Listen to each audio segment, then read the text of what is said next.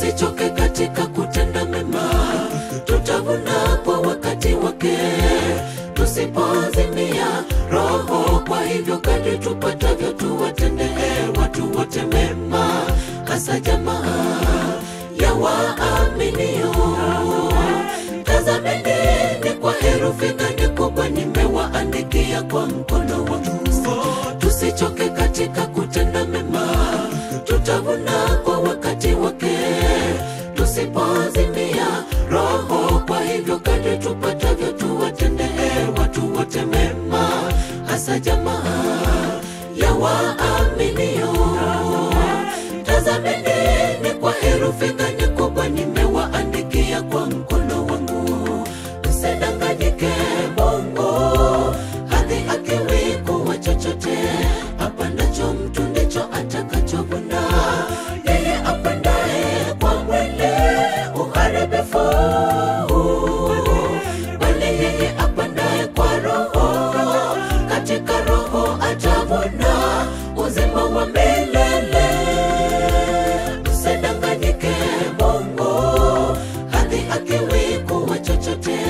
Apandacho mtu ndicho atakachovuna. Yeye apandaye kwa mwili uharibifu,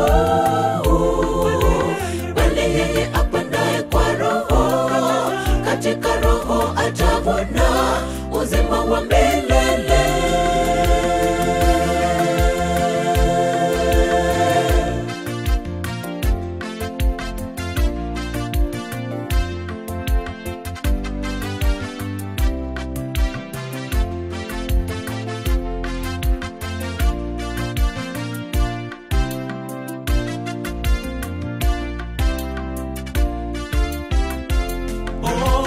Lakini mimi asha nisione fahari juu ya kitu chochote, ila msalaba wa Bwana wetu Yesu Kristo, ambao kwa huo ulimwengu umesulubishwa kwangu na mimi na kwa ulimwengu.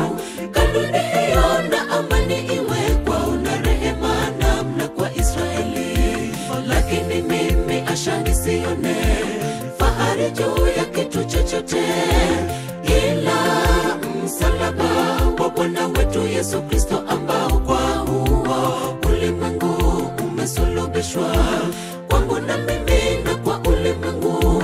Kanuni hiyo na amani iwe kwao na rehema namna kwa Israeli. Msidanganyike, Mungu hadhi akiwi kuwa chochote. Apandacho mtu ndicho atakachovuna. Yeye apandaye kwa mwili uharibifu,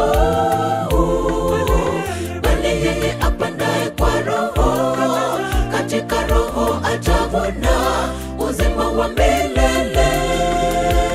Msidanganyike, Mungu hadhi akiwi kuwa chochote. Apandacho mtu ndicho atakachovuna. Yeye apandaye kwa mwili uharibifu,